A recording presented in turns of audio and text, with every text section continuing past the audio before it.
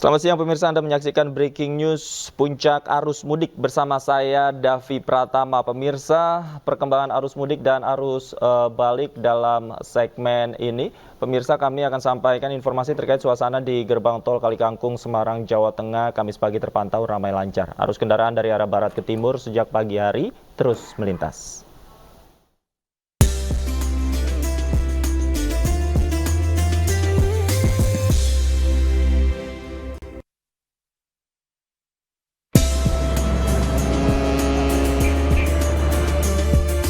Demi kelancaran dan keamanan perjalanan mudik Anda, kami melaporkan arus lalu lintas dan peristiwa terkini dari titik-titik arus mudik. Dari jalur darat, laut, dan udara.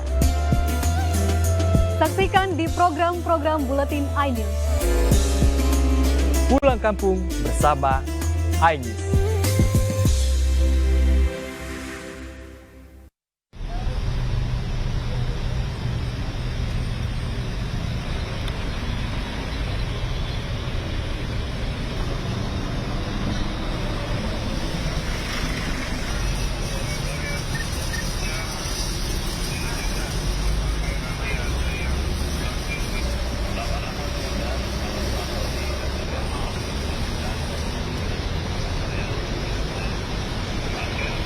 Kalau di Nagrek itu kenaikannya dibandingkan hari sebelumnya. Ya pemirsa, kita saksikan bersama konferensi pers dari Wakapolri, Komjen Pol Gatot Edi, yang saat ini sedang memberikan keterangan pers terkait dengan situasi terkini dari arus mudik Lebaran 2023. Kita dengarkan bersama pemirsa. Tetap berjalan, tapi padat tetap berjalan, ya. Tidak stuck dan lain sebagainya.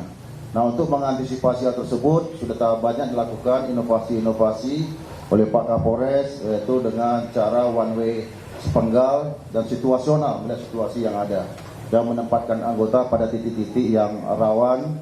Di sini ada 2 pasar, tempatkan anggota betul-betul di situ, ya, dan juga melihat situasi arus yang dari Bandung, ya, tentang pembagian arusnya, yang mana harus tadi bisa lewat Limbangan dan juga ada juga yang melalui Kadungora. Ini dilakukan. Bahkan kalau perlu yang berdiskresi ditutup di daerah Limbangan dilewatkan Kadungora. Nah, ini sebenarnya situasional. Tapi alhamdulillah walaupun terjadi perlambatan, tetapi lalu lintas tetap jalan dan tidak stuck.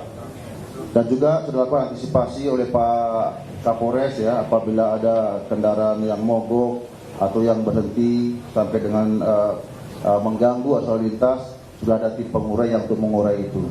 Dan kita lihat juga di posko ini banyak inovasi, ya, untuk pelayanan kepada masyarakat. Tadi ada posko laktasi, BNPB, kesehatan, lengkap semuanya. Bahkan ada bioskop juga, kalau mau nonton film bisa di sini. Saya kira satu bentuk pelayanan yang baik yang diberikan oleh Polres Garut ini, ya, dan jajaran. Kita tempat lain juga melakukan hal yang sama untuk memberikan keamanan dan kenyamanan bagi masyarakat yang melaksanakan mudik tentunya. Dan tentunya tugasnya belum selesai.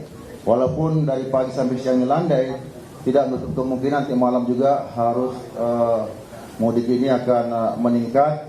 Dan terlebih lagi di Garut ini banyak tempat pariwisata. Pada hari H dan hari H plus itu juga akan mengalami kepadatan yang nanti akan terus diantisipasi oleh Pak Kapolres, ya. Dan tadi satu strategi yang bagus, ya, antara satu Polres dengan Polres yang lain ini menghilangkan ego sektoralnya, sehingga arus itu bisa diatur sedemikian rupa tidak terdapat satu titik kemacetan. Nah, ini diatur sedemikian rupa mulai dari Pak Kapolresta Bandung, ya, dengan Nagreknya diatur harusnya, kemudian Pak Kapolres Garut, kemudian Kapolres Tasik, bahkan Kapolres Sumedang juga. Nah, ini semuanya dilakukan koordinasi secara bersama-sama. Nah, pantauan CCTV inilah yang digunakan sebagai sarana untuk melihat situasi itu dan untuk melakukan diskresi-diskresi di lapangan. Apakah perlu dilakukan one way sepenggal atau tidak, ataupun perlu dilakukan pengalihan arus sesuai dengan tingkat kepadatan arus lalu lintasnya. Tapi alhamdulillah dari laporan para Kapolres, ya, yang tadi saya melakukan Vicon langsung, arus lalu lintas hari ini lebih landai dibandingkan dengan hari kemarin. Mudah-mudahan juga nanti malam mungkin terjadi peningkatan, tetapi tidak akan terjadi stuck dan masyarakat bisa sampai ke tujuannya masing-masing. Mungkin itu saja. Ada pertanyaan? Kalau dibanding tahun lalu, khususnya di Limbangan itu ada kenaikan tadi 0,1% jumlah kendaraannya. Ya, dibandingkan tahun lalu sampai H- ini ya, sampai H-3 ada kenaikan 0,1% jumlah kendaraan. Memang ada. Kalau pengaruh penutupan bawah sumber yang jalan 18 itu juga sudah dikoordinasikan ya dari Polres ini Sumedang ya, untuk diatur. Itu kan untuk mengalihkan arus nanti sampai masuk ke tol Cipali di kilometer 152. Ini juga saya kira bisa mengurangi jumlah arus lalu lintas yang masuk ke Limbangan ini. Oke, terima kasih ya. Sedikit himbauan mungkin Pak untuk pemirsa Ya. arus mudiknya. Himbauan saya yang pertama tentu kepada para pemudik ya, apabila membawa kendaraan apakah roda 2, roda 4, tolong dicek betul kendaraan itu ya. Jadi kendaraan itu betul-betul sehat ya, jangan sampai nanti tidak sehat ya, mesinnya dicek, bannya dicek ya, jangan bannya itu halus. Itu kalau halus, kalau dia jalan bisa menimbulkan ban pecah dan kecelakaan. Atau kalau mesin tidak sehat, nanti mesinnya mati di jalan, ini juga mengganggu arus lalu lintas. Yang kedua, kepada supirnya juga kesehatannya harus prima ya. Karena kalau nggak prima, tidak sehat, itu juga bisa dia mengantuk dan lain sebagainya, juga menyebabkan kecelakaan. Kemudian yang ketiga, kalau supir dia mengantuk, lelah, cari tempat-tempat pemberhentian untuk istirahat. Ada pos-pos pengamanan ya, polisi, pos pengamanan, pos pelayanan, pos terpadu atau rest area yang memungkinkan untuk melakukan istirahat sehingga fresh lagi dan jalan lagi. Jangan dipaksakan nanti, karena kalau dipaksakan ngantuk bisa menimbulkan kecelakaan. Kemudian yang melaksanakan mudik, saya pesankan juga untuk rumah-rumahnya yang ditinggalkan mungkin dititipkan ke tetangganya atau kepada Babin Kaptibmas, Babinsa, Pak Lurah, sehingga bisa dilakukan patroli bersama-sama nanti oleh Polri, teman-teman TNI ya, ada Satpol PP juga untuk mengamankan. Tujuannya adalah jangan sampai nanti mudiknya sudah aman nyaman, ketika pulang barang-barang sudah nggak ada. Jadi semuanya ini tentunya diinformasikan sehingga polisi bisa mengetahui siapa-siapa yang mudik, nanti dilakukan patroli secara bersama-sama, gabunganlah patrolinya ya, untuk mengamankan daerah tersebut. Kemudian nanti di tempat-tempat pariwisata pastikan akan ramai nih pada hari H atau hari H plusnya.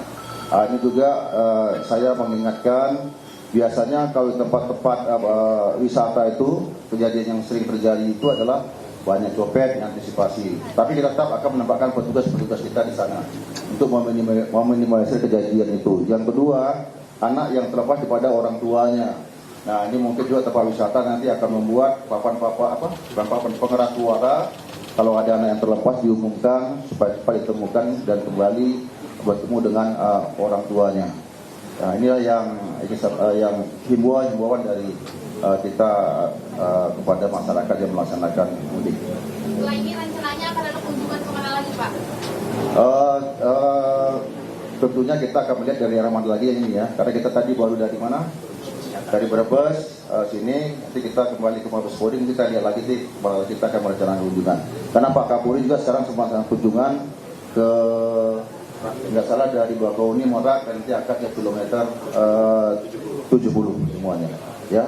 Dan juga pati-pati Polri yang lainnya ya, yang pati Polri itu juga sudah ditempatkan di setiap polda ya, ada semuanya, sehingga kita selaku Pamatwil memberikan asistensi kepada para Kapolda dan jajarannya agar arus mudik ini berjalan dengan aman, nyaman, lancar. Masyarakat berangkat mudik itu aman, selamat, bertemu keluarga, pulangnya juga demikian ya. Selamat juga sampai kembali ke rumahnya dan bisa merayakan Idul Fitri ini bersama-sama dengan saudara-saudaranya di kampung halamannya masing-masing. Soal mudik gratis Polri bagaimana jelas ini? Saya kira itu satu hal yang bagus ya, karena dengan mudik gratis ini juga akan mengurangi kemacetan lalu lintas ya. Satu, kita memberikan kenyamanan kepada masyarakat melalui mudik gratis ini. Setidak-tidaknya mereka tidak menggunakan kendaraan bermotor roda 2, kan mengurangi itu dan dikawal, dan ini lebih aman dan lebih nyaman. Dan saya kira tidak hanya Polri saja, banyak instansi lain ya, BUMN juga saya lihat ada, kemudian juga ada pemerintah daerah juga ada melakukan mudik gratis. Saya kira ini hal yang baik ya, karena kita juga bersama-sama bekerja sama, kita kawal sampai beranting sampai dengan tujuannya masing-masing. Termasuk juga kemarin kita lihat di daerah Sumatera itu yang roda 2 juga dikawal dengan kendaraan roda 2 dengan pengamanan terbuka dan tertutup ya, untuk antisipasi gangguan di jalanan betul, khususnya pada malam hari. Ini yang kita lakukan. Intinya Polri itu ingin memberikan seoptimal mungkin pelayanan yang terbaik, baik itu keamanan di jalan, kenyamanan di jalan, termasuk juga kita memberikan langkah-langkah, upaya-upaya seperti kegiatan mudik gratis kepada masyarakat. Pak, jadi untuk pemberlakuan ketentuan dari one way sendiri mulai dari titik mana sampai titik mana, dan hingga saat ini sudah berapa kali diberlakukannya one way? One way itu dilaksanakan secara institusional. Itu yang menilai Pak Kapolres dengan diskresi kepolisiannya dilakukan. Tidak terus-menerus, umpama 2 jam tersebut tidak. Dia melihat bagaimana jumlah arus yang datang dari dari Bandung ke arah Tasik, itu nanti akan dinilai oleh Pak Kapolres di lapangan ya. Tentu berbeda one way yang dilaksanakan di sini dengan one way yang kita laksanakan dengan di Jalan Tol Cipali ya. Kalau di sini namanya one way sepenggal dan waktunya tentunya dilihat dengan jumlah arus yang ada. Jadi tidak bisa kita katakan one way ini 1 hari penuh, nggak jelas seperti itu. One way ini per 2 jam saya tidak seperti itu. Tapi dilihat situasinya, sangat situasional sekali. Baik, terima kasih rekan sekalian. Kami aturkan terima kasih. Selanjutnya berkenan kepada Wakil Kepala Kepolisian Daerah Jawa Barat. Pemirsa, tadi adalah konferensi pers yang digelar oleh Wakapolri Komjen Gatot Edi Pramono yang mengatakan bahwa para pemudik yang ingin pulang kampung ke kampung halamannya untuk selalu berhati-hati dan juga menggunakan fasilitas-fasilitas di sepanjang jalur mudik yang telah disediakan oleh petugas. Selain itu, petugas keamanan juga disiagakan di sejumlah titik untuk menambah keamanan dan kenyamanan para pemudik yang beristirahat, khususnya di titik-titik peristirahatan yang sudah disediakan.